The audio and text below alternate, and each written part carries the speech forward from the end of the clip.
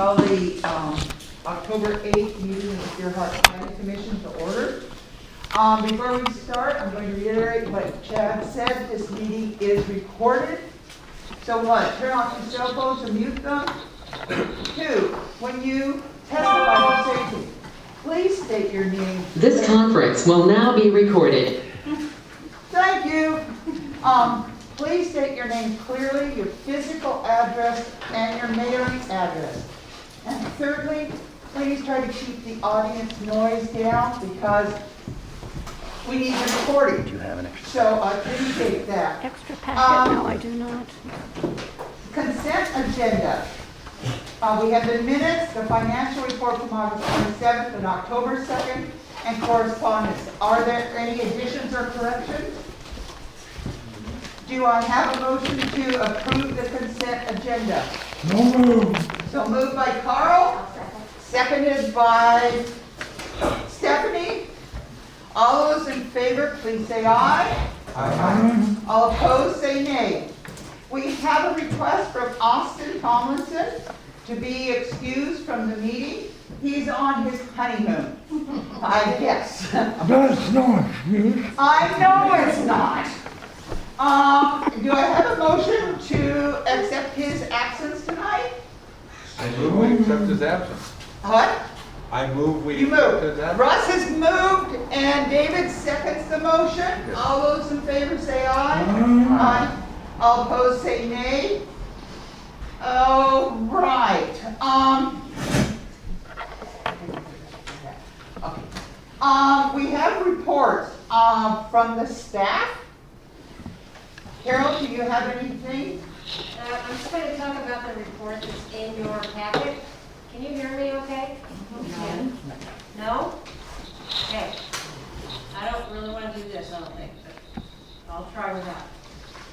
So last year, when the Classic County developed a housing study, you all attended a work session or two in that process. Some of the local elements around Deerheart were questioned about how much vacant land that study said we had for future building sites. And so both the staff and the builders in the area got together and said, let's try and get this more accurate because it affects the market and the availability and our projections and planning for housing in the future. And so we hired the same firm that did the Classic County housing study, which in their case, they just did a high overview of Deerheart. It really wasn't honed in on all of our issues. And they came up with quite a different result in the amount of residential land inventory in this report. So taking all the constraints like floodplain, the oceanfront building line, the tsunami hazard overlay zone that restricts some densities,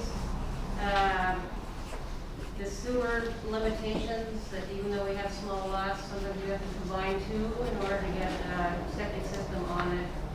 And so that number dropped from the county's report, said we had 701 new dwelling opportunities in the next 20 years. And the study that before you whittled that down to 381, so it was quite a drop.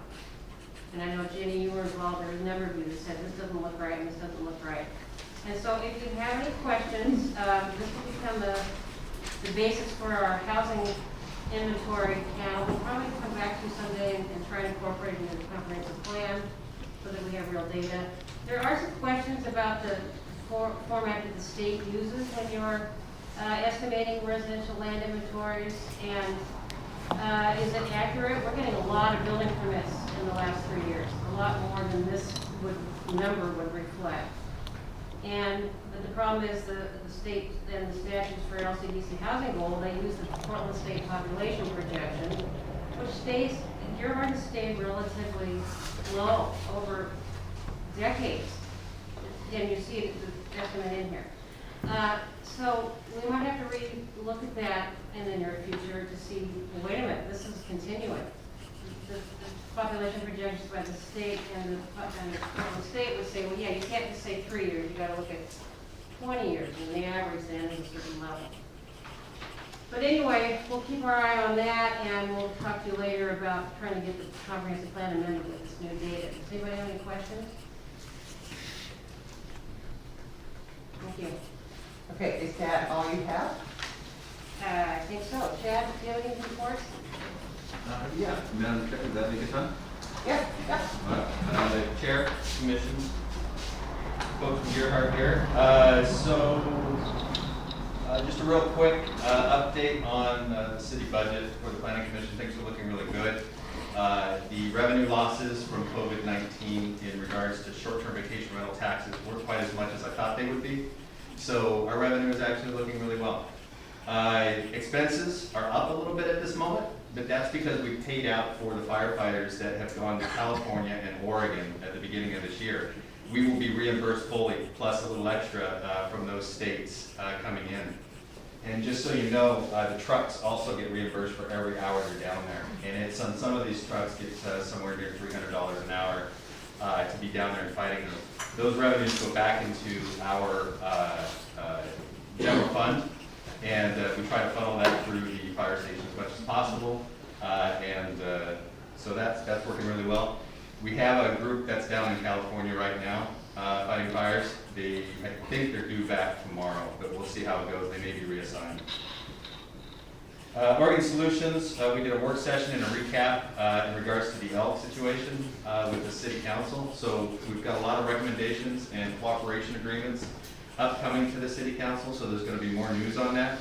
But that was a long process with a lot of information, and it'll be interesting to see how that pans out here in the next probably 6 months.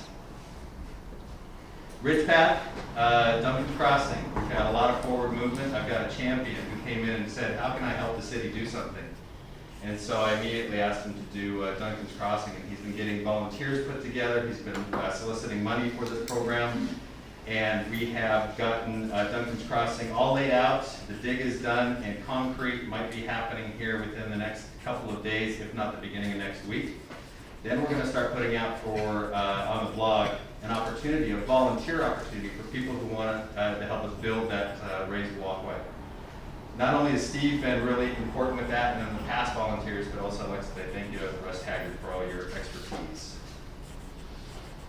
Great Oregon Shakeout. On 10/15, at 10:15, the city is going to simulate an earthquake and evacuation. CERT team members are going to be helping us with this. Really good to practice to your evacuation zones, just like we used to do in school for fire drills. So if on 10:15, at 10:15, you have the opportunity to hold fast for a minute and then walk to your evacuation zone, you'll be met with some firefighters and some CERT team members. They'll have a little bit of swag for you to give out and some information, and it's just great practice. You'll see some signs put around town with some additional arrows showing where those areas are at. They're temporary, and they'll only work if it's not blowing too hard, so forgive us if the wind's up. Emergency cash container program. We have the 2 cash containers up on the hill. We've been working really hard on that over the last couple of years. The city Gearhart staff, Bill Eddy, my assistant Christy Ficker, and others that have helped, including myself, we've written over $200,000 in grants this year. So a lot of that is going into emergency preparedness. The cash program is part of that. October 17th is another opportunity for you to buy a 30-gallon drum from us, fill it with your supplies, and we're going to take it up out of the tsunami inundation zone. And then we'll make it available to you after an event, after a few days. So it's a great program. The drum is $70. The yearly rental for up there is $40. But we also have a guy who donated 7 drums for people that couldn't afford them. So if you know somebody who could take advantage of that, tell them to talk to us. We'll fix them up. Let's see. I think that's Parks Master Planning is moving forward. Next meeting on that is October 21st. That's a committee that Mayor Brown put together. Mayor Brown also put together a small business committee that's been exciting, so we'll be working on that here coming up. And that's all I have at this time, unless you've got questions. That's a lot.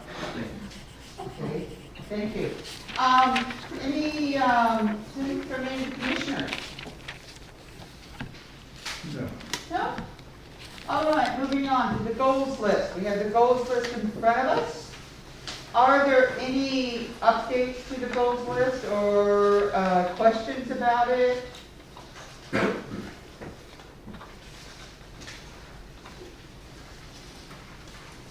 From anyone? We good? We're good, David, Carl? Okay, all right. We'll move ahead there. All right. Visitors' comments. Are there any visitors' comments that are not related to the agenda item?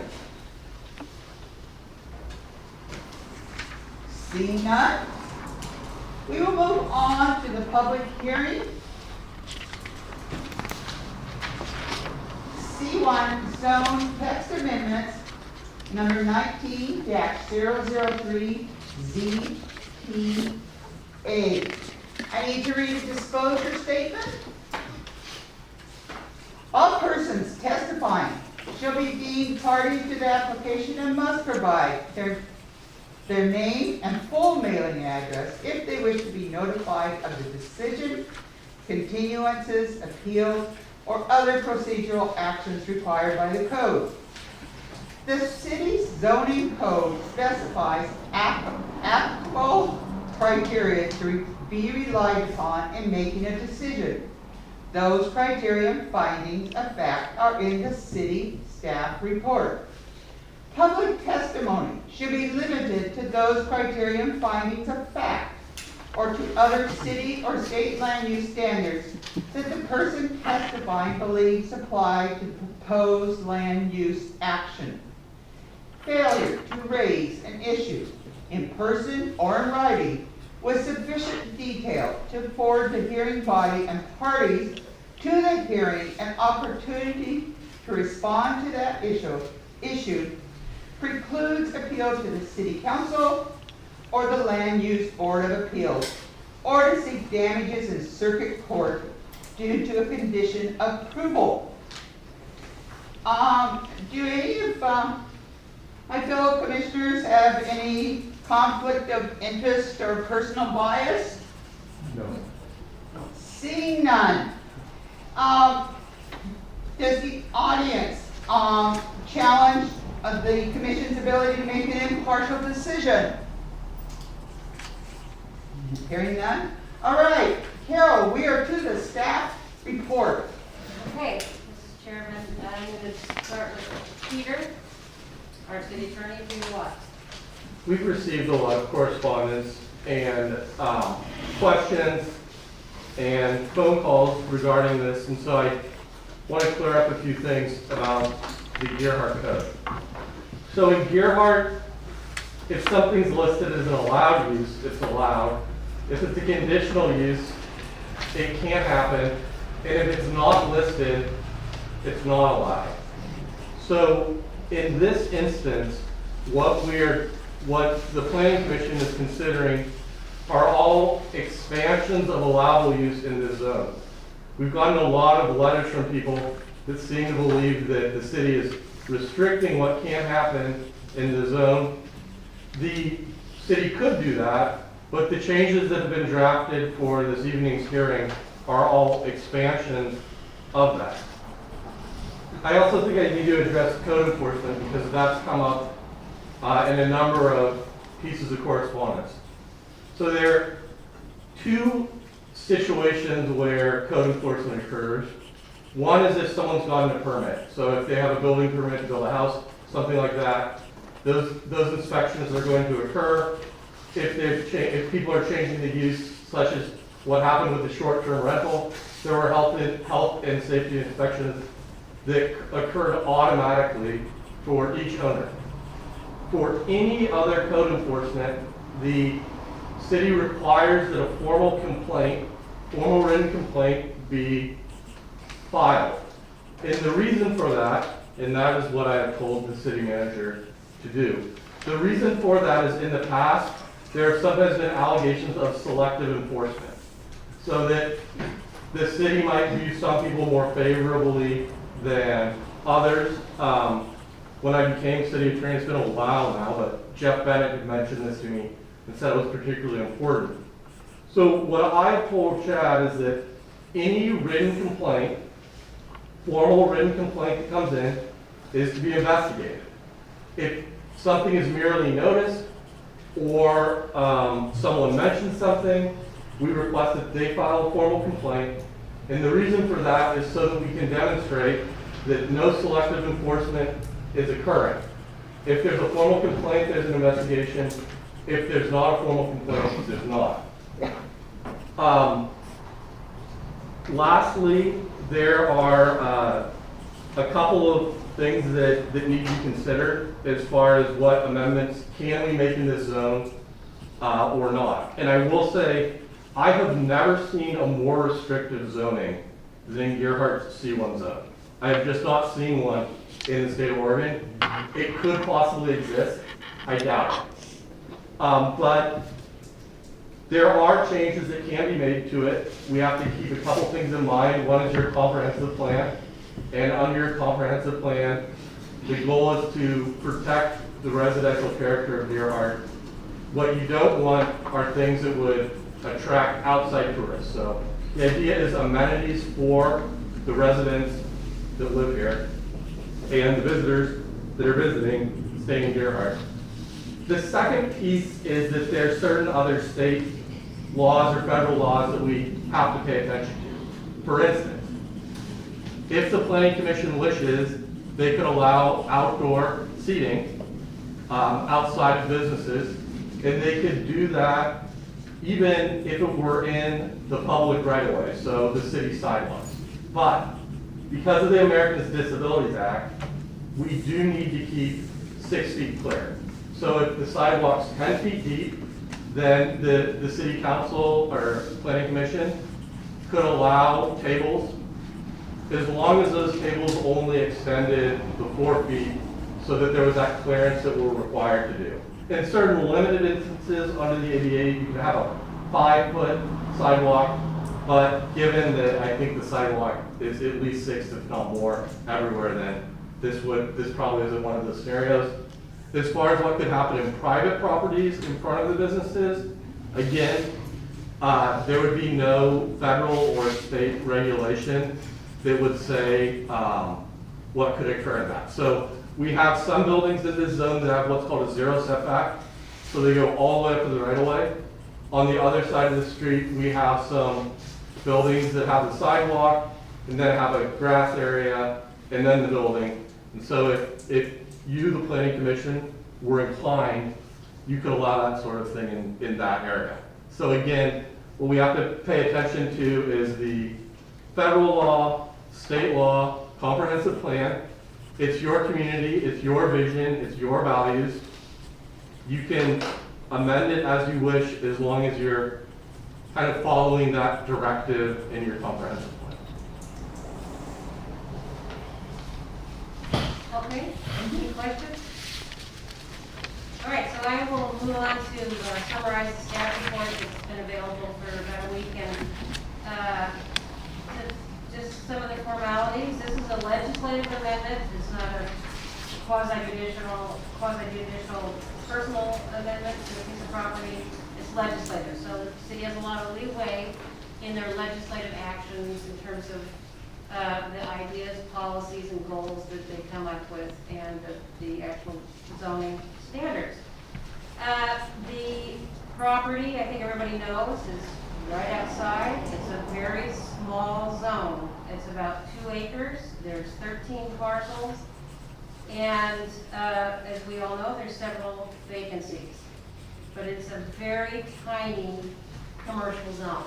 And over, it's a neighborhood commercial zone. That's the name of it. It's not a general commercial zone like the highway, which is much more lenient and serves an entirely different and larger market. It's a neighborhood commercial zone. Now, I want to thank you, all the people. At least 21 letters came in, and I really appreciate the quality testimony and getting it ahead of time. It's huge help for us to understand what the issues are as far as they're concerned, and try to address them. And that's Same with the planning commission. I want to thank Cheryl, who was continually forwarding the planning commission right up till sometime today, all these 21 letters. And for the planning commission to try and keep track, and your due diligence should also be commended. And then, in addition to the written testimony, it's important to thank the people that are here tonight, because these are all public meetings. All the meetings the planning commission had on this were public meetings. This is a hearing. This is another step in the process of getting good information from you. This is your zone and your town, and it's important that you have your word written. We thought would be better if you were worried about the COVID situation, and that's why we got so many letters. All of those are available, and we'd like to hear it. After the Deerhart Crossing business closed in 2018, the Deerhart Planning Commissioners identified a need to address all the vacancies in the downtown. The planning commissioners are volunteers. They represent a diverse mix of individuals and neighborhoods, and they care very deeply about this town. They put in hours of free time trying to make this community the best it can possibly be. It's their role to reflect Deerhart values, to think long-term, to define the issues, to educate the public, and to promote good planning. That's their job.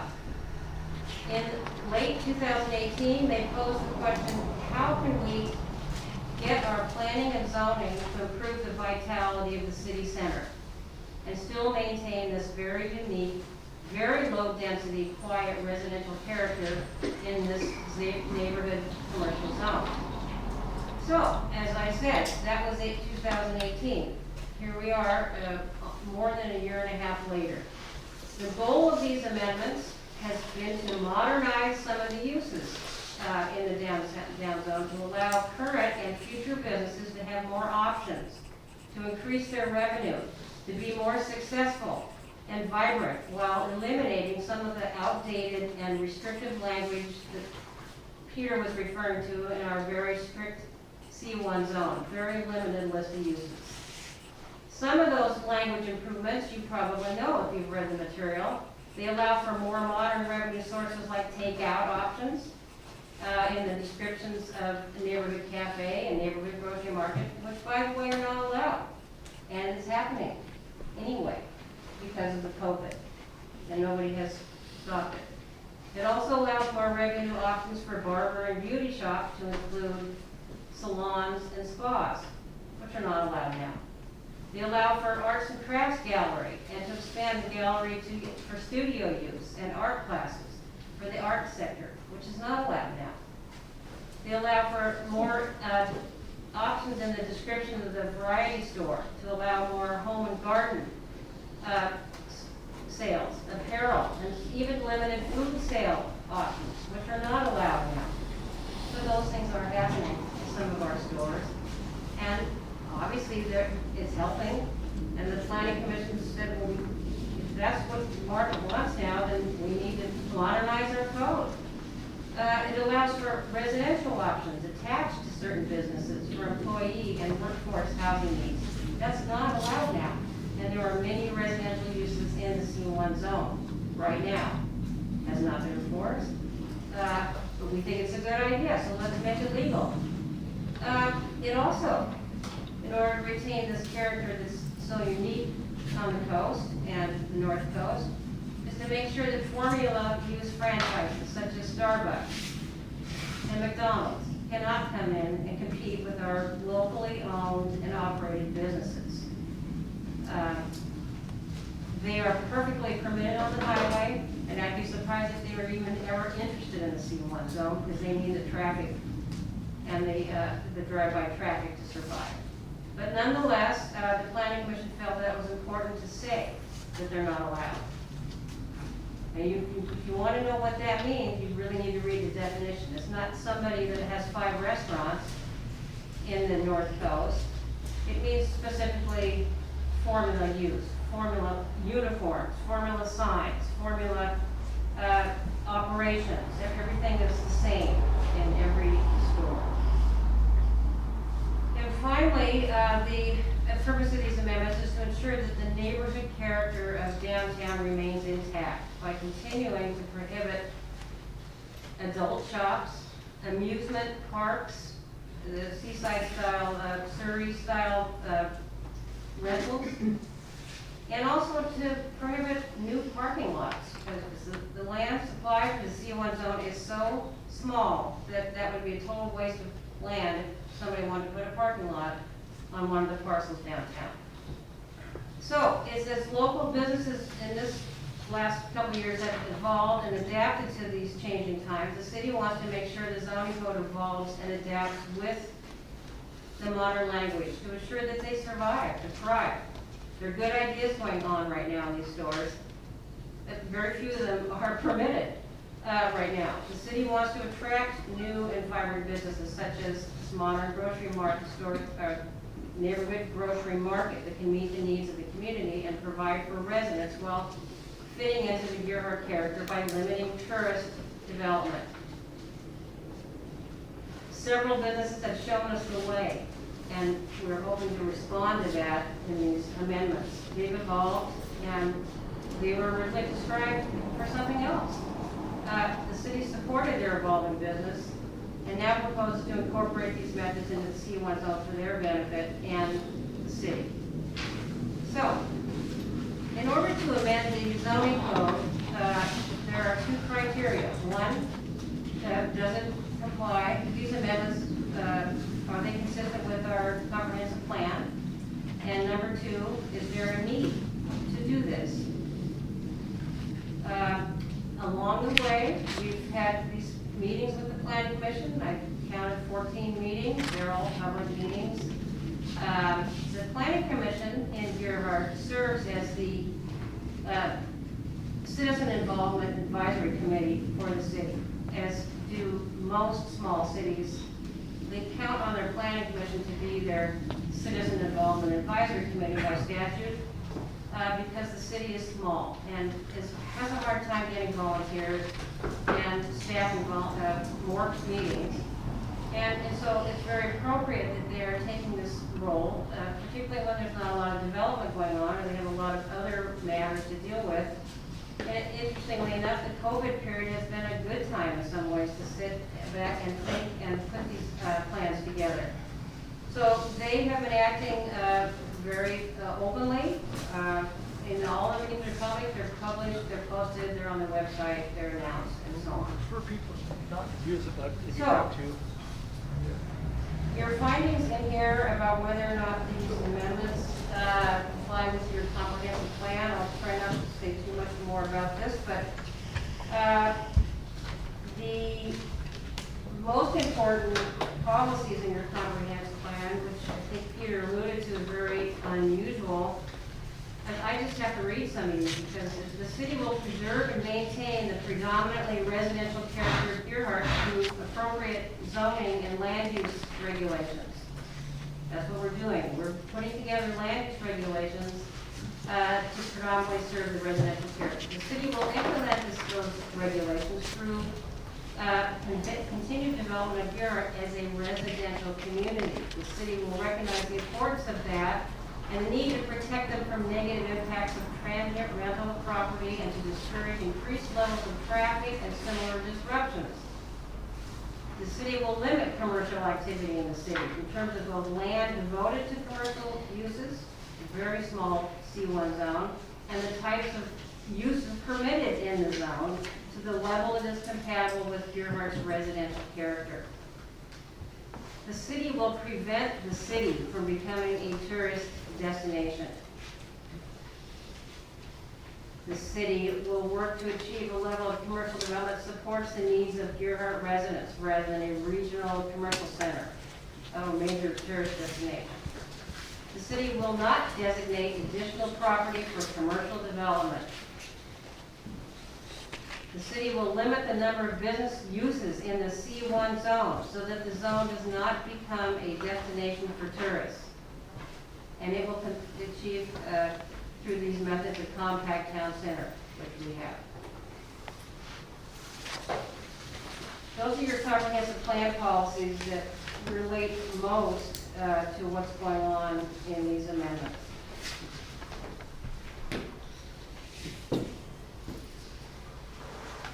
The last one, of course, being the more economic general policy, is the city will maintain or strive to have a stable and healthy economy.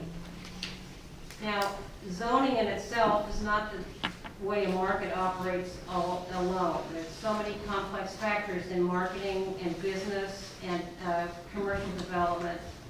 Zoning is just one tiny aspect of a very complex system of creating successful businesses. And in this case, the city has to comply with their standards in their comprehensive plan unless they want to amend the comprehensive plan. If these policies are too restrictive to the liking of the community, then they can embark on the idea of changing those policies. But right now, they are very clear, and that's, the city, I think, finds that they have, these amendments are doing two things. They're modernizing the language and following the economic trends that are going on, but they're also preserving the intent of the comprehensive plan and the C1 zone and the residential neighborhoods. We're going to move on here so we can hear from all the people here to testify. I've listed all the meetings and the citizen involvement opportunities that we've had in the last 1 3/4 years. In terms of the economic goal to ensure there will be a stable and healthy economy, the city planning commission finds these amendments will stabilize the economy by legitimizing several retail and housing uses that are not currently permitted as apartment rentals, takeout food, and alcohol, including liquor, removal of this, jump too far. So many of the things that are currently not permitted, and some of the things that we will be adding, which I've already mentioned, is apartment rentals, takeout food, and alcohol, including liquor. Right now, you can only serve beer and wine in the local businesses. Removing the 10 o'clock closing restriction, removing the maximum of 10 tables for neighborhood cafes, and allowing outdoor and sidewalk seating. Also expanding the items sold in variety stores to allow limited food service, which is not allowed right now. Apparel, antiques, home and garden sales in variety stores. And the amendments encourage the kinds of modernizing improvements that existing retail businesses have already incorporated in very recent time. We, as a planning commission, I think feels that they have made these changes primarily for the needs of the residents of Deer Heart and in harmony with what is entirely surrounding the zone is residential zoning. One of the policy, one comment I wanted to make to the planning commission is we received a letter from the Fair Housing Council today, and they thought we needed to expand on our explanation of how these amendments affect the housing goal. And I've already talked to the person that wrote the letter and indicated that we just hot off the press have this new residential land building inventory, and that it describes that we have adequate building supply for residential housing for some time. And in addition to that, the amendment that relates to housing on the table tonight is to allow residential use in the C1 zone. It currently is not. So that as long as it doesn't exceed 50% of the building's total floor area. Now, the reason for that is we have this tiny zone that is commercial. Residential uses are not allowed in the commercial zone. If you want to have a vibrant commercial zone that's this small, you want to primarily have it available for commercial uses, right? I think. But there's a lot of benefits to upstairs housing, partial housing in the back of a business, to both serve as places developer or the owner to live. And it's mixed use at its best. I mean, that's an important opportunity, but it's not allowed right now. So there's a big debate about what the 50%, where does that come from? The point is to make sure, at least 50% stays commercial. We don't want to have the zone turn into a residential, new residential, primarily residential use, I don't think. So, and finally, in terms of your criteria, I think for the reasons set forth in all the work you've done and in the findings in this report, the Planning Commission has determined there is a need for these amendments. The Commission finds that existing and permitted uses are restrictive and out of date, that some retail businesses are operating outside the limitations of the current zone, and the Commission supports codifying their successes. The amendments continue to respect the underlying comprehensive plan policies, protecting the character of Deerheart and discouraging the promotion of tourism that comes along with increased traffic, parking demands, noise, and other disruptions. And with the potential for some very good suggestions from some of the testimony you've received in writing so far, we are happy to talk about any small amendments or some amendments as we get in and hear some more from the public. So thank you. If you have any other questions, I'm finished. Are there any questions from Carol from the commission? No. Okay. We're going to start the public hearing part. Chad, we have 3 minutes for each speaker, correct? That's what you choose, yes. And will you signal how you're keeping the clock? I have it. You're keeping the clock, I'm sorry. Is there something showing? We have nothing that shows. You have my phone. Okay, so when they've got 30 seconds to go, would you just kind of raise your hand or wave at them? Could you do Okay, that? I can do that, yep. Okay. Because when your 3 minutes are up, I'm going to gavel you. Because we've got a lot of people that want to speak tonight. So please make sure that you stick to the topic. If you're going to repeat what someone else has already said, stand up and say, I agree with that person, or I support that, or I want to say the same thing about reading, or whatever you're doing. I'm going to get that chart, the planning.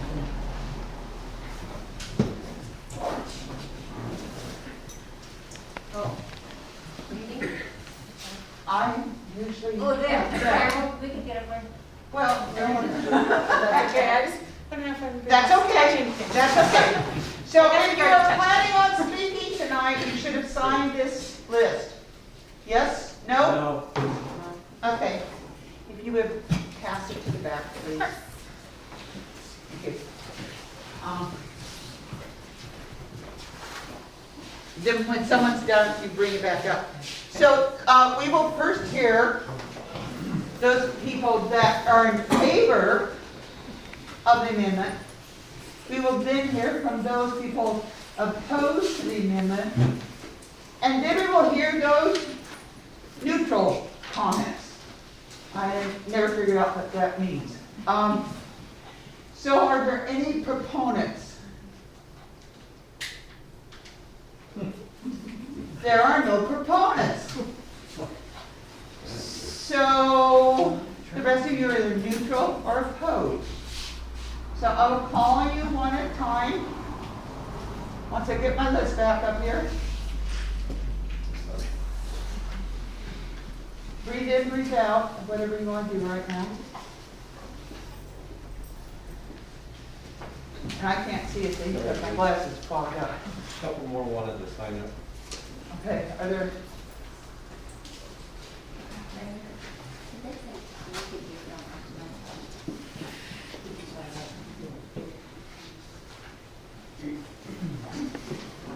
Yeah.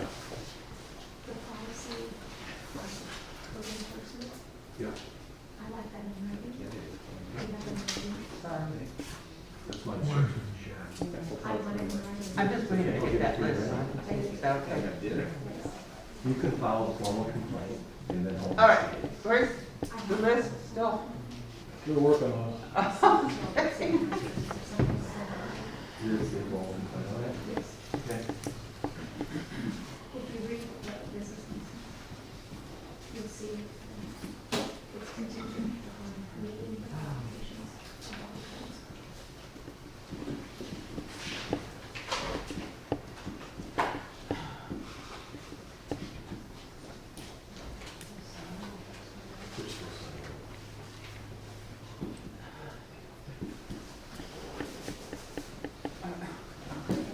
Okay, thank you.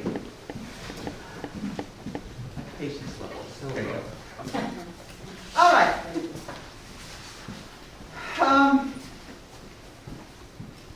So since these are the people who signed up to speak, I will start at the top of the list. And the first, pardon? No, I will start at the top. Mr. Longberg, you have 3 minutes. Can I ask a question before I start my time? You can ask a question, we will probably not answer it, but go ahead. Okay. Do I read this correctly, that if it's a permitted use, Who are you and what's your? Oh, you have to, I forgot that. Thank you, Terry, thank you. Terry Lowenberg, 3457 Highway 101 North Gerhart. My question is, if I'm reading this correctly, if it's a permitted use, you don't want gambling, if it's already a permitted use? I cannot address the gambling issue. Do you have, perhaps when we go and hear from the attorney later, that will be answered? Well, that is on here. I realize that is on there. I'm looking for your opinion, Terry. I'd like to hear what you want to say about it. Okay. I would like to say that it appears as though that you might be trying to get rid of gambling. If that's the case, I think that the Planning Commission has done an unjust thing to the community. That being, you now want to bring alcohol in because you forced businesses out. We discussed this before, you didn't want alcohol because it was going to cause trouble. So the businesses have closed up because they can't support themselves. And now you want to bring in alcohol and kick out the gambling. A few months into the gambling at my establishment, Gerhart Crossing, I believe, Virginia, Madam Chairman, you were one of them several months after we were open with the gambling, that came into the business and confronted me. I was coming in, a group of you were going out, wanted to know where the gambling was. Been through the store, couldn't even find it. So I don't believe it's caused any problems whatsoever. As was suggested when we went to get the gambling about gangs, drinking problems or whatever. Now you want to bring in the drinking. I'm strongly opposed to anything you want to do about getting rid of gambling. And you now want the alcohol in there because your businesses have closed down. They closed down because you wouldn't support them. So my 3 minutes might not be up, but You're not up, you've got, I really hope you guys can start thinking a little bit more seriously about why do we need to run businesses out to get things in. That's a tough thing, especially for the businesses that really, really count on the locals to support them. We had very little support because of this gambling issue. And I think you can see gambling was not an issue in our establishment. So I'm not opposed to the alcohol, don't get me wrong. I'm opposed to any voting down gambling. You were not able to prove any things that you were worried about. So therefore, I think it's a viable issue. All right, thank you. I'm having fun reading the next name. Maybe Ryan, That's me. I'm postponed for a while. oh, okay. Steve Olsted, I was here to comment on the billable lands inventory, so we can not wait till this is done. okay. Stuart Emmett, Yes, I had a handout. Can I do this for the planning commission?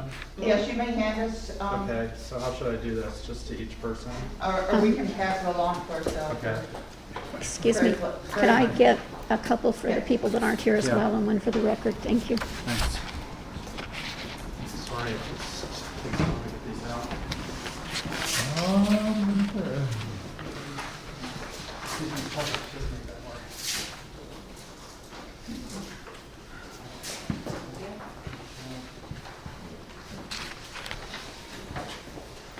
Thank you. And I've got- Madam Chair, Yes? may I ask, is there a So question? I've got Oh, others for okay, just everybody. wait a minute, sir. Stuart? Yeah. May I ask I'll do it for you. Thanks. Mr. Edmonds a question? Yes. After we, do you want to do it now or before? Before he had, Okay. Our Commissioner Carl would like to ask you a question. Yes. I attempted to log on to or access your website. I got a security break. My browser would not allow it. Really? A security break. Oh, okay. It creates a little problem. Oh, I didn't know that. Okay, I'll check on that, but it's, which browser? Maybe it's I'm using Firefox. Firefox? Okay. Sorry about that. All right. Okay, you ready to go? Would you- Okay, Yes. start with your name and address, please. Yeah. I'm Stuart Ammons. I'm in Astoria now at 107 Kensington Avenue, Astoria. I am a Clatsop County-based architect and planner with a master's degree in architecture, 30 years experience designing town centers, retail plans, and other related projects. I've worked collaboratively with hundreds of businesses, business people, retailers, community members, city staff, and electeds to help bring positive change. I've been coming to Gerhardt since 1976. I hope to live here soon. I'm here almost every day now to enjoy the beach, among other things, and know it very well. Last year, I was commissioned to analyze the market space and study the building for a replacement market to help address the needs of the residents. I think we can all agree that downtown Gerhardt is in decline, and there are a lot of people who want to do something about it. A selected quote from the Gerhardt Comprehensive Plan: "The city will maintain a commercial zone in the center of the city that provides for the needs of the residents. The amendments that the city has proposed for the C1 zone will reduce or eliminate retail and services that provide for the needs of the residents. If you want even fewer people downtown and more boarded up storefronts, then pass the amendments. If you want to strangle existing businesses and help ensure that there will never be a Market or Pacific Way restaurant again, then pass the amendments. If you want to contradict the comprehensive plan and Gerhardt's vision for downtown, then pass the amendments for C1. The C1 amendments are an unprecedented restriction on business, but you don't have to take it from me. Here's what Peter wrote last week in an email. Our code, and Peter just said this just now too, our code is incredibly restrictive, and we have had a disproportionately high number of appeals to LUBA. Imagine a compact town center, as the comp plan does, with a market that's like we used to have, a nice restaurant, the sweet shop, by the way, a great gallery, Pacific Crest Cottage, the Pacific Way Bakery, a barber, a hair salon, and maybe some other stores that serve the residents. It is absolutely possible, and we can get there together. I put a spreadsheet on the next 3 pages that analyze the uses that are allowed in the existing code and then the amendments. And then I did some of my own comments in blue over on the right-hand side. And this doesn't align with what I'm hearing from some other people who have talked about this, but I've gone through this use thing pretty 30 seconds. carefully, and these are my conclusions, that it's just too restrictive. You're telling people what they can and can't sell. I think you're hassling existing businesses, and especially with COVID too. Let's go to the businesses, ask them what they need, and let's try to keep our businesses in business and try to encourage other people to open the businesses. I mean, I love the market, I love the Pacific Way Cafe, and I would like to see that come. I'm, Thank you. Thanks for your input. All right, next on my list, Tracy Williams. I just want to clarify, Oh, I did I'm write sorry. that on October 2nd, and that was in reference to our current code, not our amended code. So I feel like I'm being quoted out of context. Thank you, thank you. Tracy Williams. Okay, If Tracy, you're, go yeah, and stand up. stand up, please, so, because we've got a lot of people back there that like to hear you too. If my glasses fog up.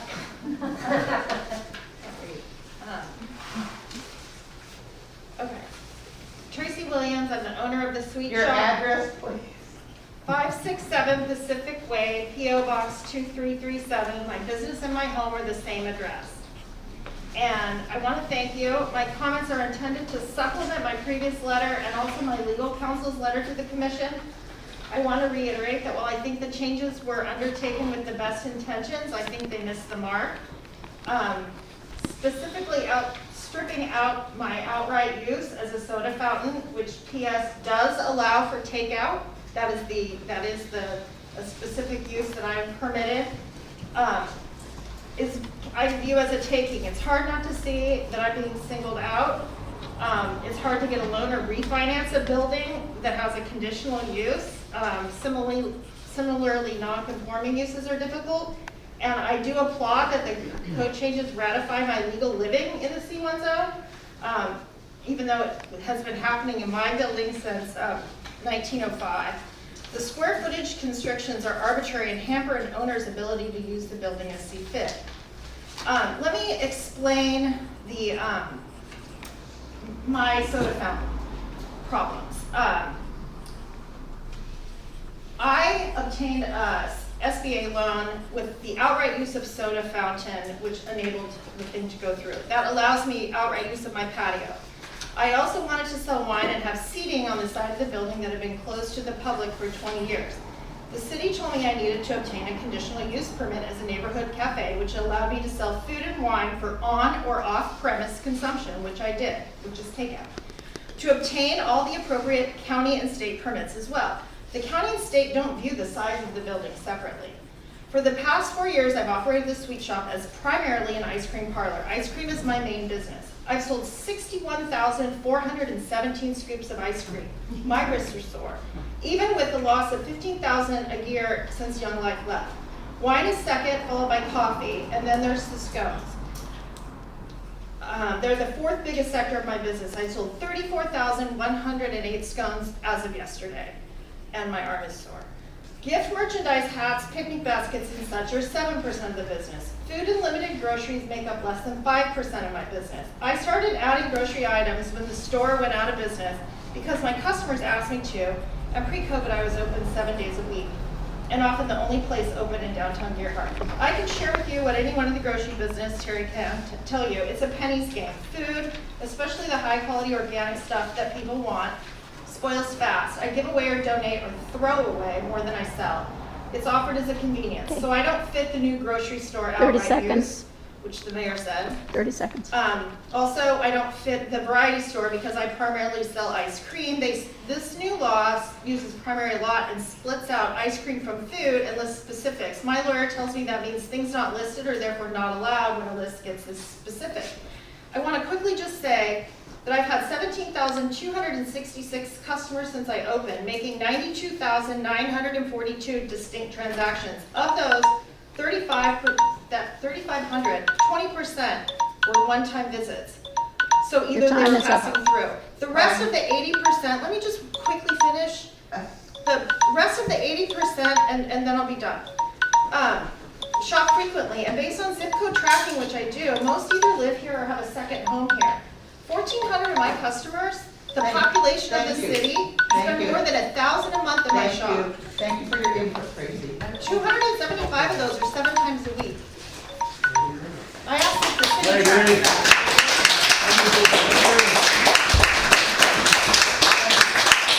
Thank you for your input. Thank you. If I write my name, can she have my time? You can submit it into the record. You can submit your We written into the record. encourage everyone to give us written, and we've encouraged that the whole time. You're looking at my name, I'm gonna wait for a little bit. Is it 5:34? Yeah. Okay. Joy Sigler?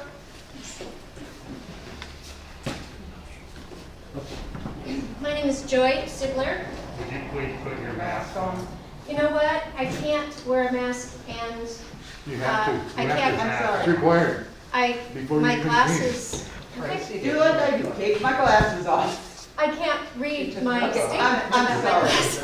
I'm sorry. Okay. Those are the Joy, would you like a different mask with a wire on the top?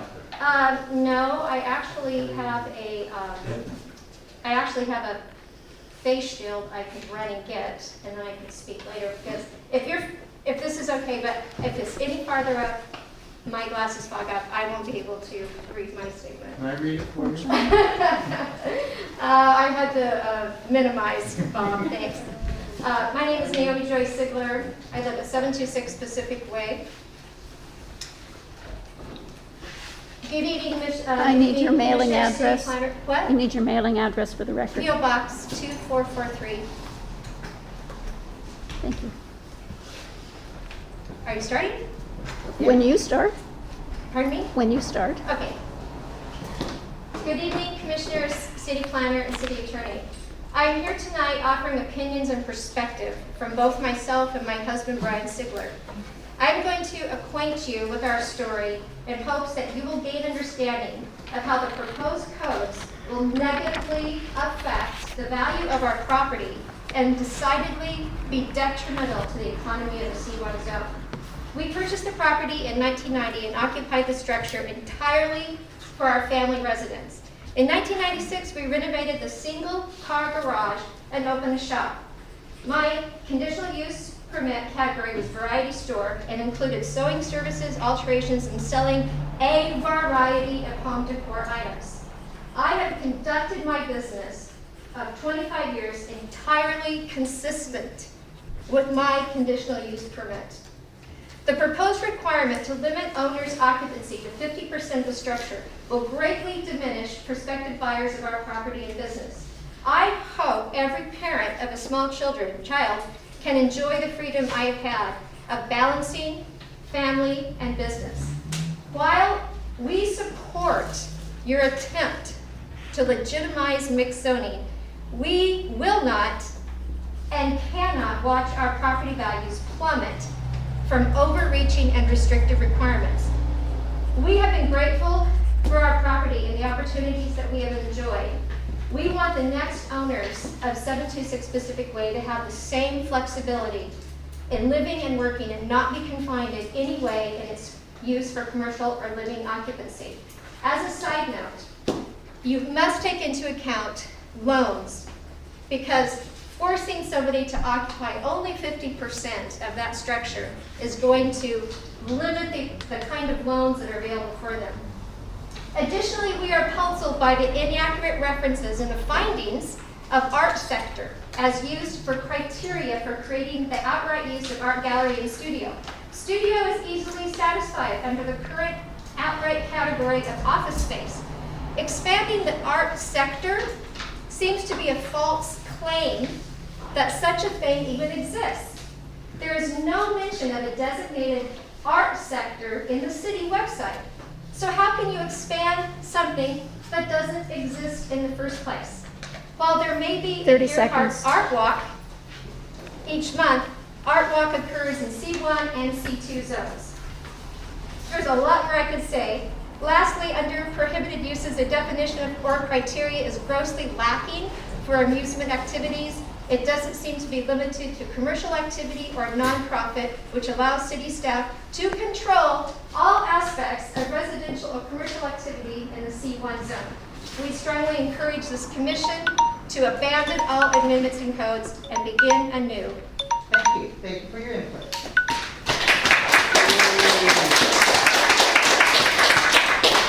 Lynn Cloud, want to put down there? Hello, my name is Lynn Clotten, 305 D Street, PO Box 2431, Earhart.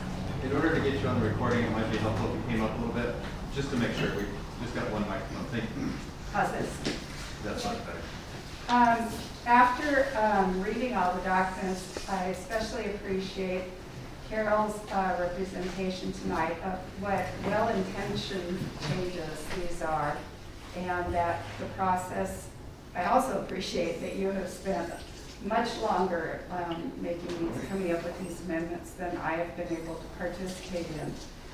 However, given recent events, and that is what's happened to our town since March, and the changes that COVID has already and will in the long term require us to change our businesses and the way we interact both in food service and other commercial activities, I think it might be appropriate for you to relook at these amendments and see if there aren't unintended consequences that have come up through what you've proposed and now what we're facing with COVID. Thank you. Thank you.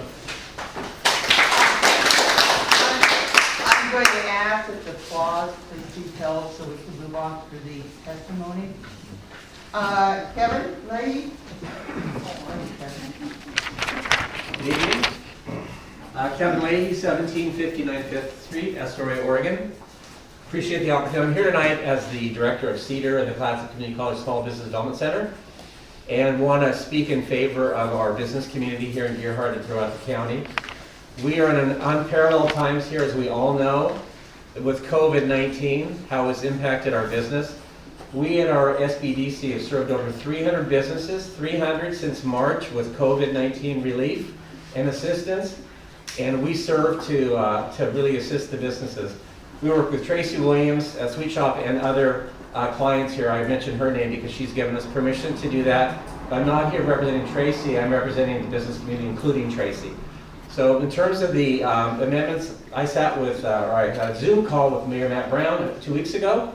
Jessica Newhall, myself, I thought it was very thorough, very appreciative of all the hard work that the Planning Commission, that everybody's been putting into these efforts, but feel that this time right now with COVID, with what's going on in our community and our world, that we need to put a pause on this. Looking at, for example, we just had a conference last week, the National SBDC Conference. We had the economist from Visa give a presentation that said we're at least 40 to 48 months away from recovery from this recession. And you look at businesses that are trying to make ends meet here and elsewhere. Looking at situations like where you have restaurants with outdoor seating, we have winter coming. We're looking for ways with the constraints, and obviously safety is always paramount to everybody. To give a business an opportunity if they want to have outdoor seating and an outdoor covering, that's allowed, that we have to be flexible, just working with the businesses. I had my own small business. I grew up here in Clatsop County. I used to come here to Gerhart as a child when the Leathers family owned part of the Gerhart Hotel. So I know this community, I know the overall community. So I'm just here to say, please support your businesses here in Gerhart, and please listen to them. So thank you very much. Yes, Jim. I said thank you. Oh, you're welcome. Patricia Roberts?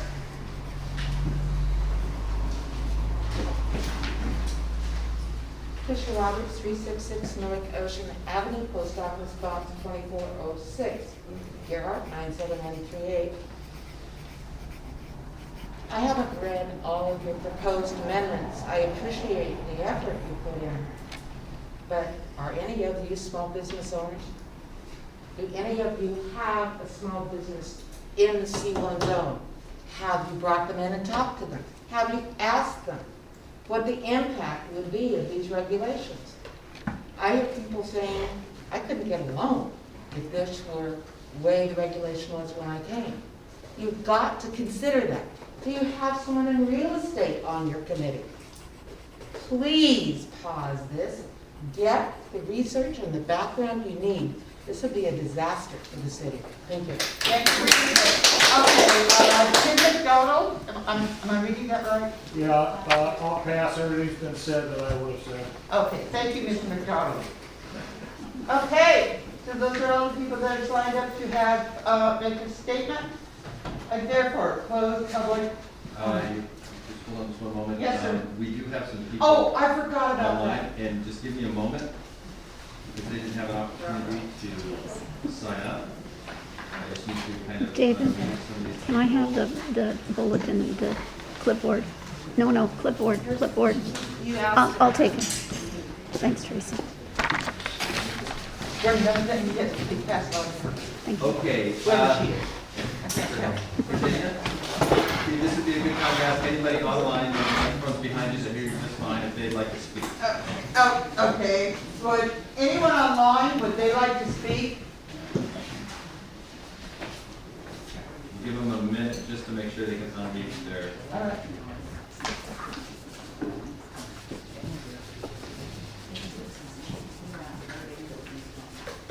Jeff, I can't hear you. Okay, just need to do a little technical check here real quick. All right.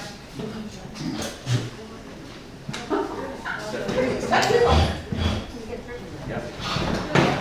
Thank you. Do you need a coat hanger? I do.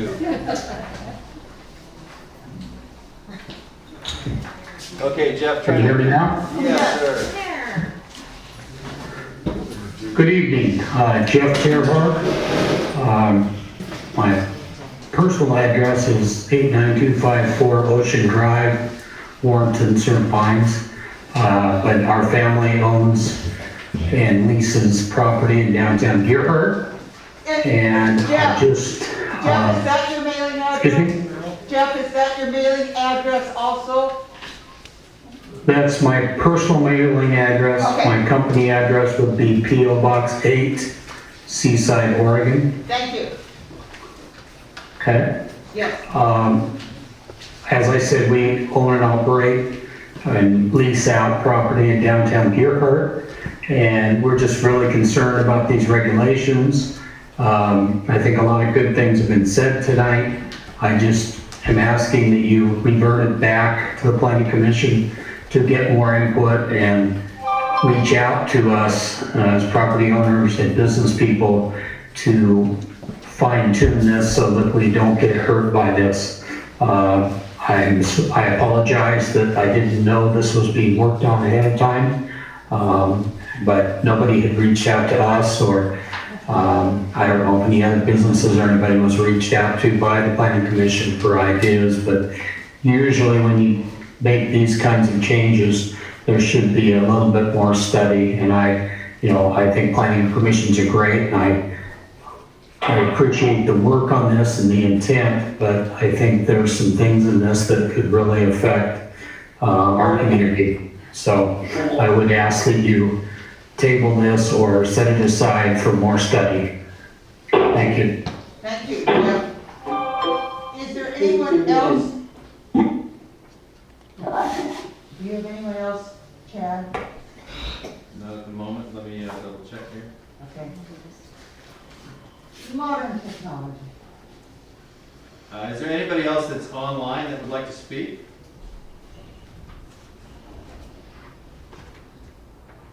Okay, hearing none. Okay. Hearing none, I will close the public hearing on this issue.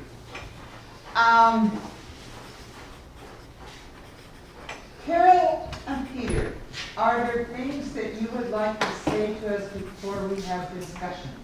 Yeah, I think it's important to clarify a couple of things. One is that if you have a pre-existing non-conforming use in the zone, then you can continue that use unchanged. So, for instance, because, as Tracy mentioned, there's been residential at her spot since 1905, then there would be no diminishment of the percentage of residential. It would be the same for Joy.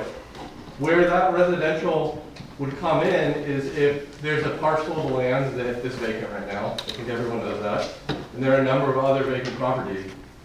If someone were to buy any of those properties, then up to 50% of the property could be, under the new code, could be used as residential. So if you currently have it, even though it's not an allowed use, you have that prior non-conforming use that you're allowed to keep. If you if someone were to buy the vacant parcel right over there, then they could do live workspace, so they could do 50% commercial, 50%, or they could do 25% housing, 75% commercial. The idea is that because it's a commercial district, we would prefer that the primary purpose be commercial, which is why that 50%, which may seem like an arbitrary number to some, but that's why that number was set. You know, it could be adjusted, it's the planning commission's vision and values, but the comprehensive plan does contemplate that the majority activity in this zone be commercial. Okay. And then again, like all of these changes were designed to make the code less restrictive and to allow more options.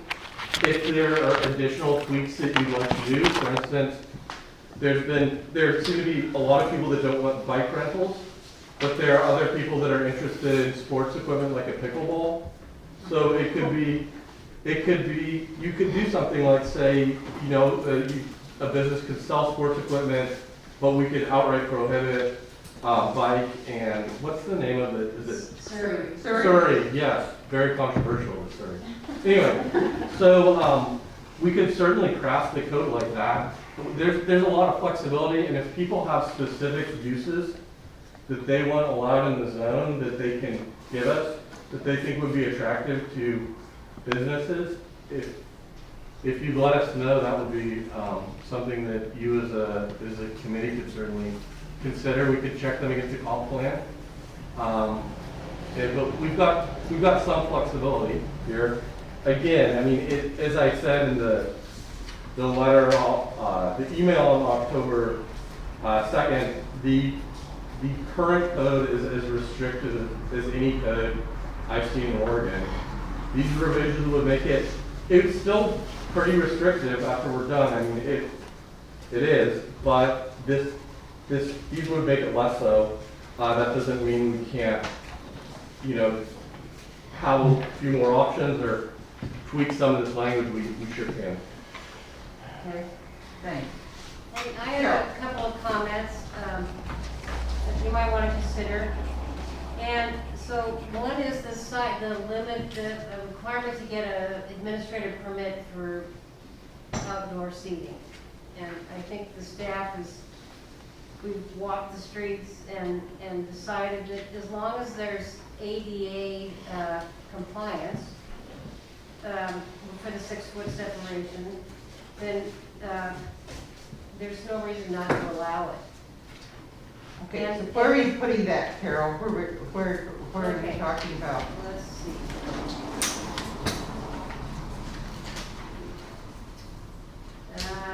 Good question. Let's see. Okay, so under neighborhood cafe and variety store, service may include, let's see, last sentence, limited outdoor or sidewalk seating by administrative permit only. Okay. Okay, so number one, outdoor seating, that was never intended, in my opinion, it was never intended to include private property. It was only intended to include public right away because there can be problems, like is it ADA compliant? Is it causing interference with the way the cars are parked? Because we don't have bumpers out there to stop the grill of the car going into the sidewalk, the front of the car going into the sidewalk space.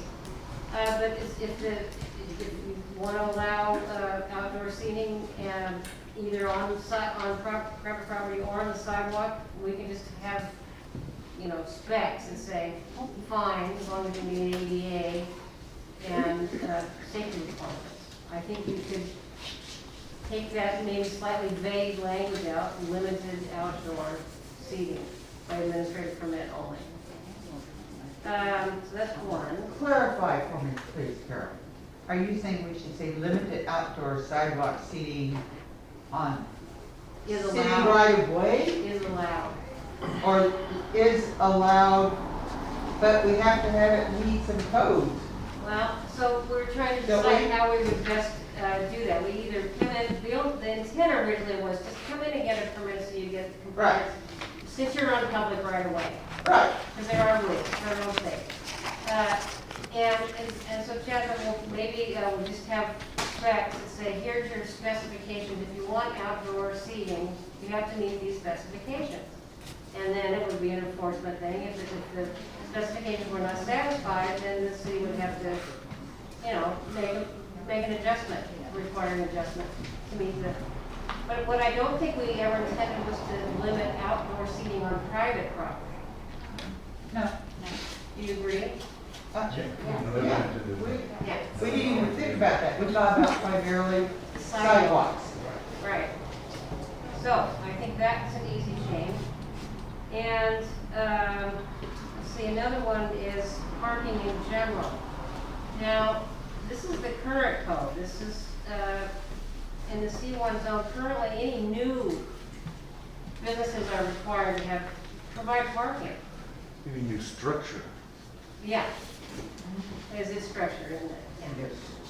Yeah. And so, on a vacant lot or a redevelopment totally of an existing structure would be required to provide off-street parking. And we don't have the land. I mean, the property is so limited in size and scope and district. There isn't room to provide off-street parking. So I think we can amend another section of the code, it's in the parking again, and just take that out.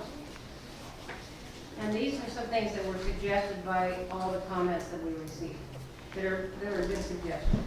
Carol, is that outside of this section we're looking at, or? Yes, it's in this off-street parking section of the code that says. Okay. New structures in the C1 zone, I think it says, I'm sorry, I don't have it right in front of me, shall provide off-street parking. Correct. So you would say that in what we're looking at tonight, we would add the line that the parking in the numbers you've got do not apply? Well, so Is look that- at your last page 4, where we have these other related simultaneous Yes. amendments for Yes. consistency and enforcement. I would add a new one that says, delete the requirement for new off-street parking is to be provided for a new structure in the C1 zone. Okay, okay.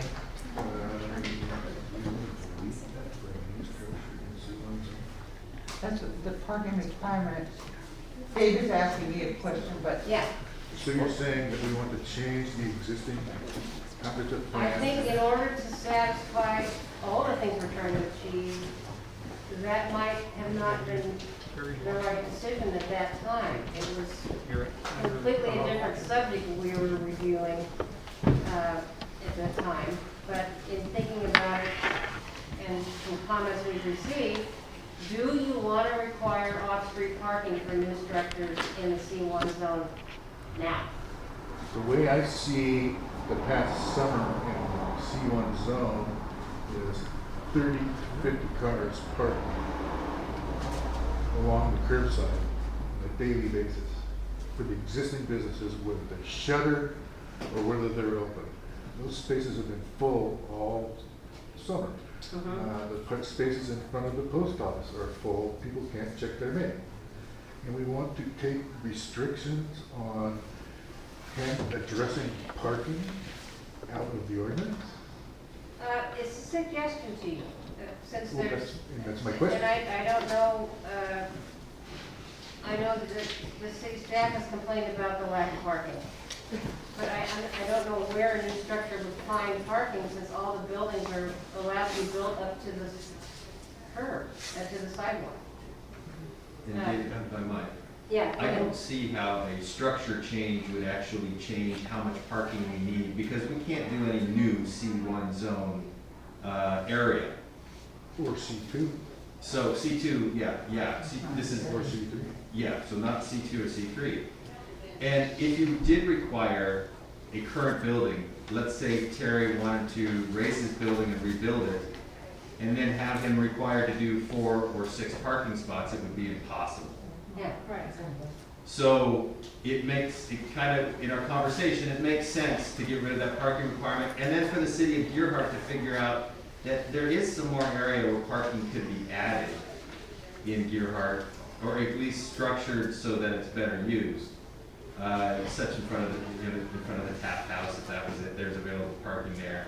and we might be able to redo that. But seeing as how we can't add any new businesses necessarily, except for maybe one, it made sense. On the corner? Yeah. And so where would the corner lot put their off-street parking, for instance? I'd say that's a design challenge for the architect or the engineer involved. A huge What one. I'm trying Can I make a comment about? Excuse me, I'm not done yet, No. Tracy. I'm sorry, I didn't realize that. You have to be called on, we're right now having a Okay. discussion, thank you. Well, I'm in favor of what Carol's talking about, and essentially, and Chad, if that lot ever got built on, there's not enough room for parking. And septic. And there's a street going both ways for parking, and if you have to walk 2 blocks to get to the store, that's what you do.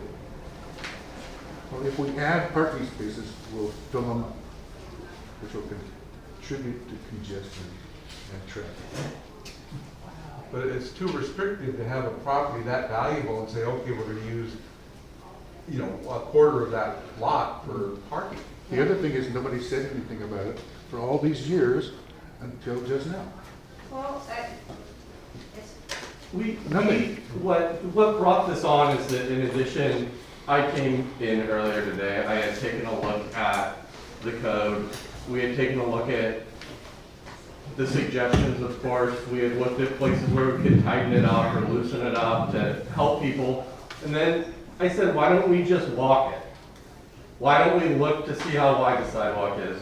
Why don't we if we got 6 feet and then they've got an extra 4, it makes sense, if it helps their businesses. And when we looked at that parcel, and there's the one on the other corner and it has, I guess, 4 parking spots in front of it, it kind of looks awkward. And so I said to them, I was like, I don't know how this could get built and require parking. And if the goal is to maximize the appropriate commercial activity, because that's what the comp plan says, then to me that seemed like a barrier to doing it.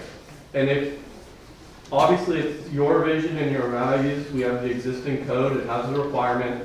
That requirement is probably a barrier to development of that site if we're being realistic about it. That doesn't mean that architect couldn't engineer something, they probably could, but that would certainly add to their cost and it would decrease the percentage of it that could be used for the commercial limited activities. So the right answer is what answer you guys decide is right.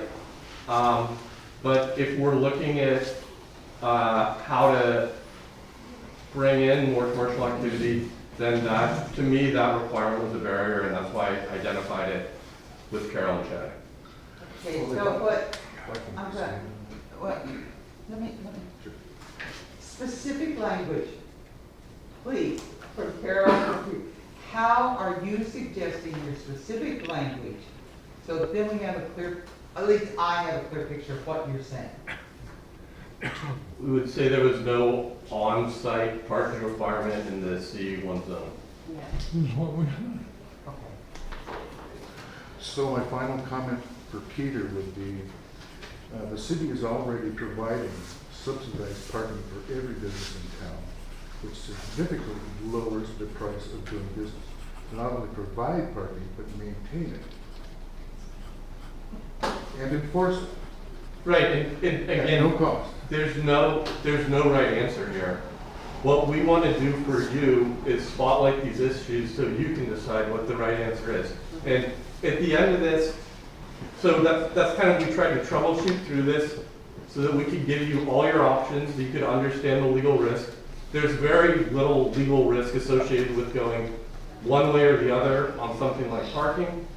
Very little chance of there being any city liability. It's merely a what's best for Gearhart, and that is not something I can decide, it's something that you guys decide. Carrie or Stephanie, do you have any input on this issue? On the parking issue? Yes. I don't see we need a requirement for on-site parking. I mean, there's no room for it. I mean, by the time you build a building, I have no problem at all. I'm fine with changing that. Okay. It appears to me that that restriction was put in years ago as a protective device for the C1 zone. And that's why it has survived all these years and caused the expansion of businesses to really think hard about what they want to put where because of that requirement. It was a protective device.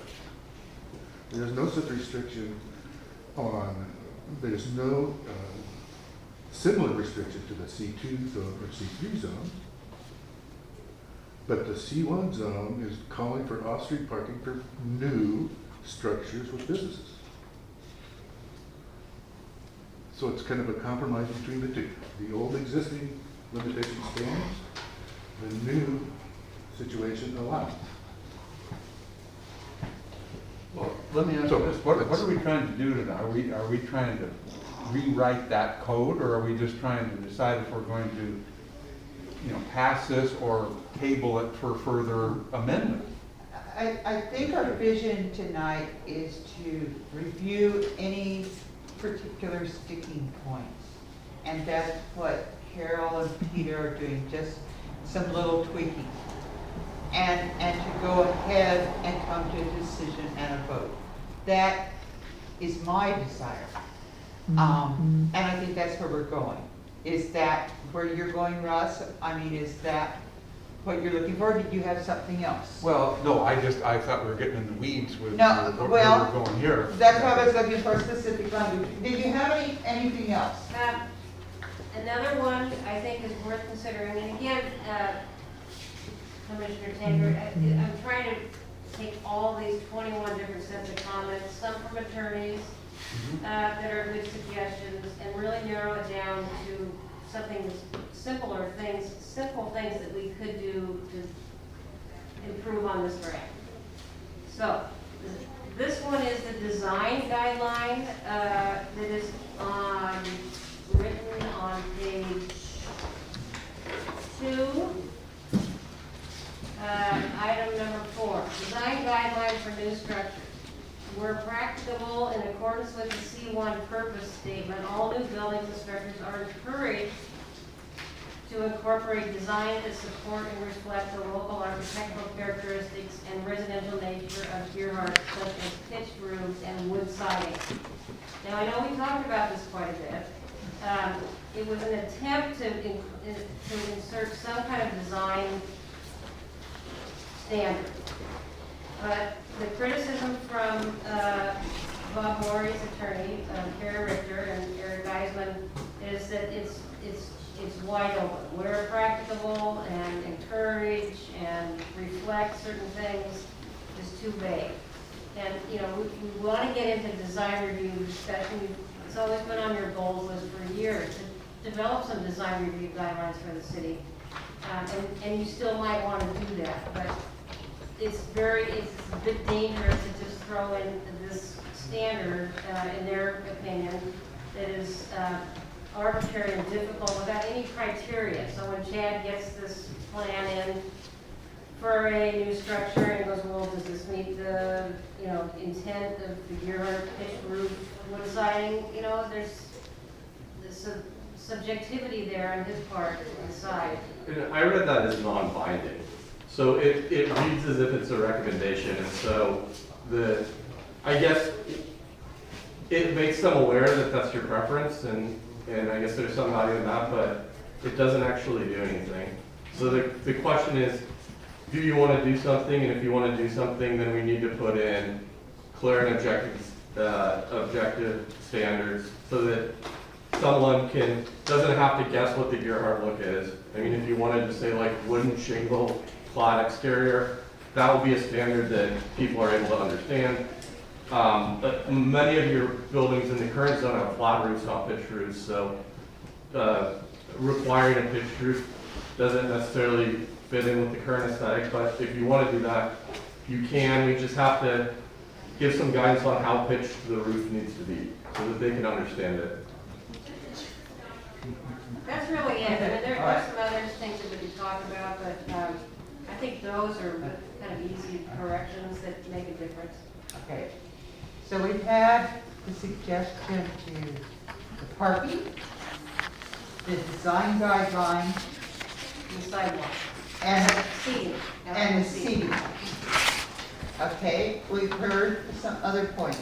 before we do the motion, I would like to hear from everyone. If they have anything to add, or if there's anything they just like to say, and I'll start with Russ. Well, again, I want to go back to what you're saying that you're trying to finalize it tonight.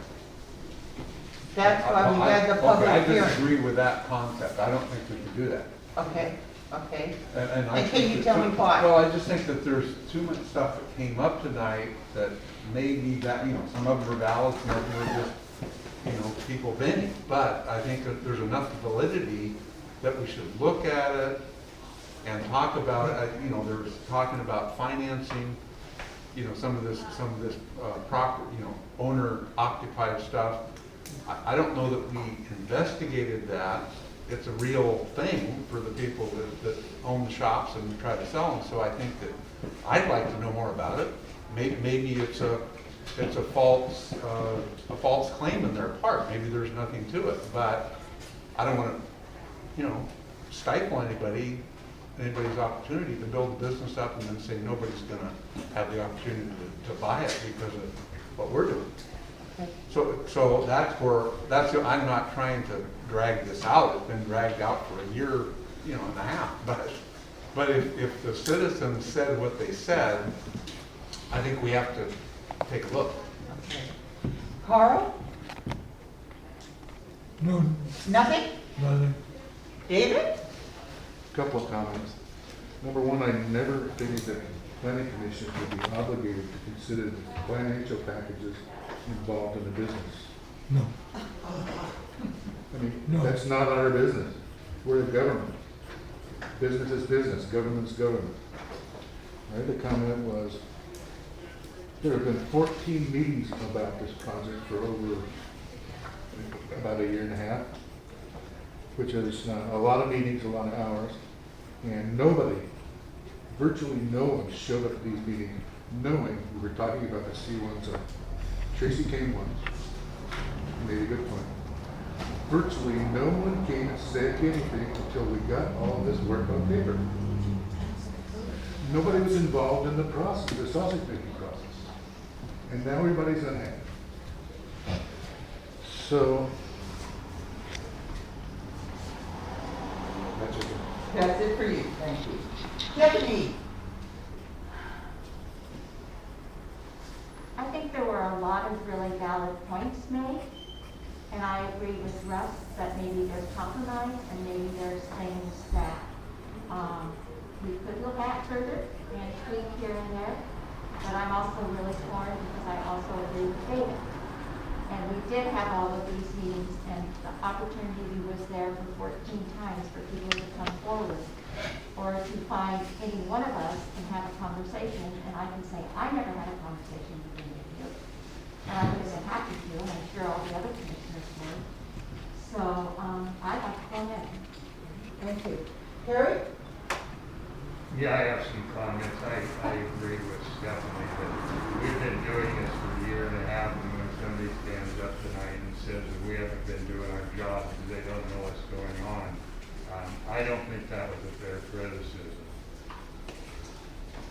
We did this with the best intentions. We spent over a year working on this, hours and hours and hours, and we thought we were doing the right thing for the business community.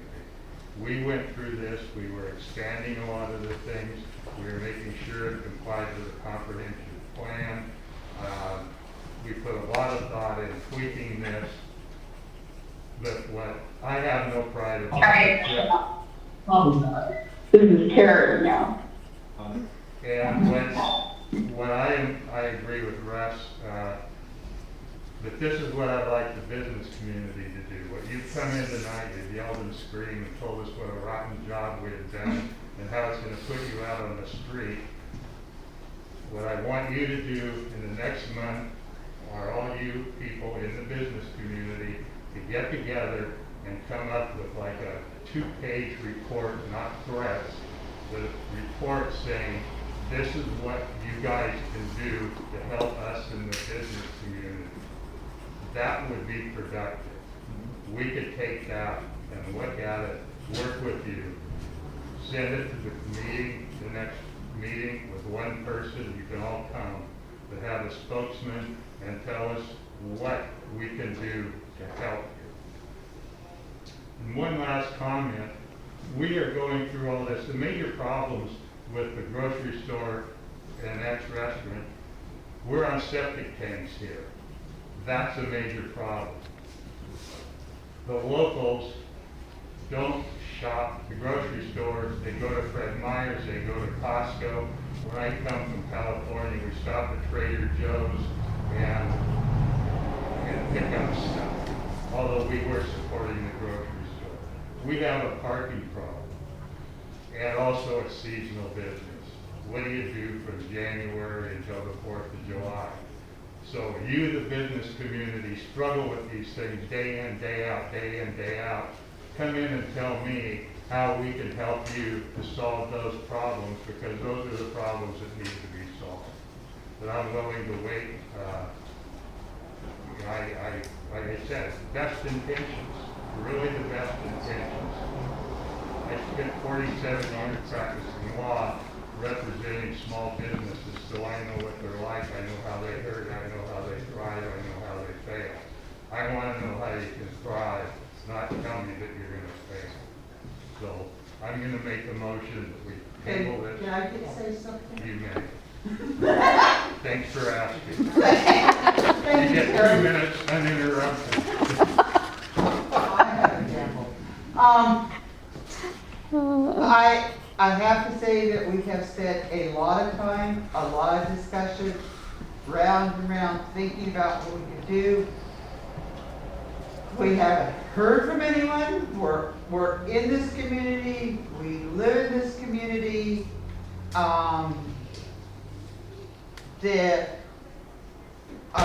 Our comprehensive plan uses the words limit, restrict, and those are things that none of the lawyers' comments address, but we have limit number of business uses, so it doesn't become a destination for tourists. Protect residential areas. These don't say make it easier. I have a problem that no one thought it was worth it to come to. This is all our minutes, everything's been posted online. What was I going to say? How did I know? Oh, jeez. I'm on a roll. Oh, there's another public hearing. You realize that after it goes from us, this is a recommendation to the city council. This has not become law. It goes to the city council. They have an opportunity to fix language. Everyone gets an opportunity to make a statement in, to write a letter, to send a plan, to stand up and talk. This is just the first one. And I want to remind everyone of that. Okay. So we could set it up, I'm sorry, can I speak? Yes, absolutely. We can set it up to city council, and they can then change the wording, and they can then work with the business community. Absolutely. Okay. But I would like to get it right out of the planning commission. You're here. I mean, we're the nuts and bolts of this community. You're here. And I just feel we need to get it right. Mrs. Chairman, Yes, yes. would you want to meet next week I can't. or the week after? Okay, just checking, because that would be another option before the council meets in November. The council can also. In November, later in November. Yeah. I could do it by telephone. I've been here almost since February. I'm going home tomorrow. Oh, come on. It's time, it's a smoke on. So, I'm sorry. I think the hearing is not open. I'm not finished. Mr. Graff made a suggestion. Maybe you can I'm trying to act on offer that it. suggestion. We're just offering some options. Sure. Because you also don't have to do anything. I mean, I guess Right. The question is, right, I am how do you concerned, want to proceed? And under what direction to us in terms of making changes, or how do you want to go back into a work session, or how would you do, continue this? How would you like to continue? Would you be back in November? Carrie, would you? Yeah, I'll be here in November. I would like for the business community to give us their input that we can try and digest the November meeting. But that's just my opinion. and that's what we asked. We want everyone's opinion. I want us to get this right. I know we've struggled with it, we've changed words, we've changed them back. And we do have an email from Austin, I forgot to mention that, where he did support the ordinance as presented. He did, his email did say that, and I'll take my word for it. Yes? So we could continue the hearing to a time certain. Commissioner Graff could attend telephonically. What we would want to do at that point, since you're soliciting additional testimony, is we would want to reopen the public testimony, which would give the business community and others an opportunity to submit their materials into the record. In fact, they could give us the materials in advance, knowing that you'd have to affirmatively open the record and put them in, but you know, the city could get it and take those into account and figure out if they're specific language or other concepts to bring you. And if we reopen the public hearing, would I be correct in saying that those people that have already testified, they've already testified during the public hearing? Is that correct? No, it would be wide open. It would be wide open, they would come back and, Correct. okay, all right, I need clarification. I'm gonna be here in November. I've already made my reservation. Okay. If we go that direction, I would say we should require this material submittal from the business community in time for the planning commission to thoroughly review it before the meeting, not the day before, maybe 2 weeks before. It is extremely difficult for us when people write to us the day of the meeting, for us to. Right, you could set a date and say that all written testimony would need to be submitted by date X, and you know, oral testimony is oral testimony that's intended to be given at the meeting, and so there's not anything that can be done about that, but we could request that the written materials be provided by date X. So I believe at this point, I think everyone has spoken. I think we need to have some kind of motion, I believe, to do something. We have to do something.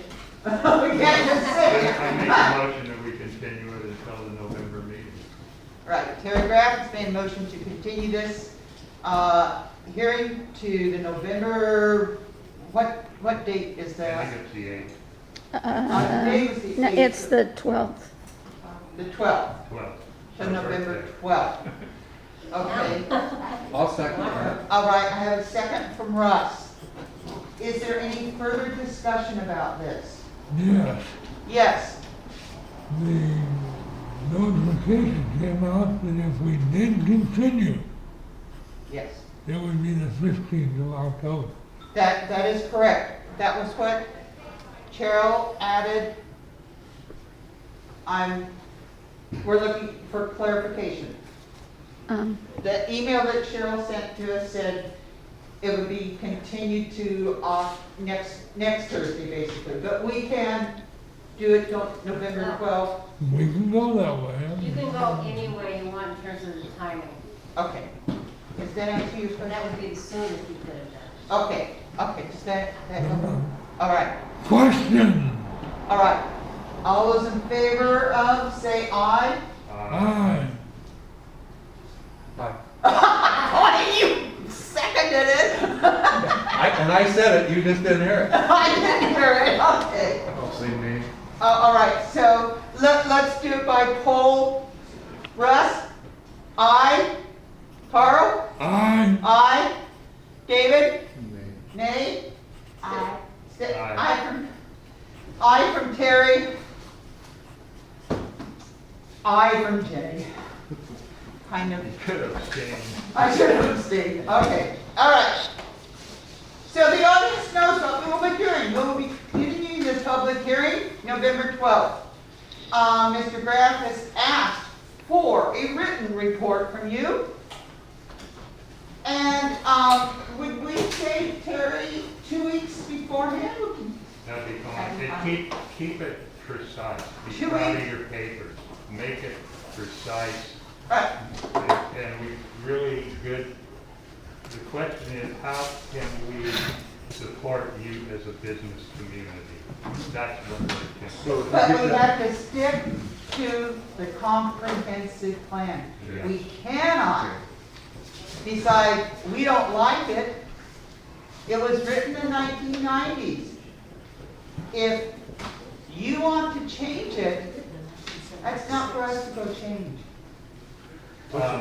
Also, what I'd like to do when you have your report is list the number of businesses and people who participated in this. Because if it just comes from 3 of you, to me, that will be meaningless. There were, 12 people who spoke tonight. You need to get all of them to give input, so it gives you support and credibility. And put the name on it. We need your name, and we need it by the 1st of November. All right, moving on. We have no unfinished business. We have no new business. Do we have any concerns of the commission? No? Peter, it's so good to see you. It's good to see all of you. I only get to come to the fun ones. Do you have anything you'd like to share with us tonight? No. You're done, huh? Yes, Dick.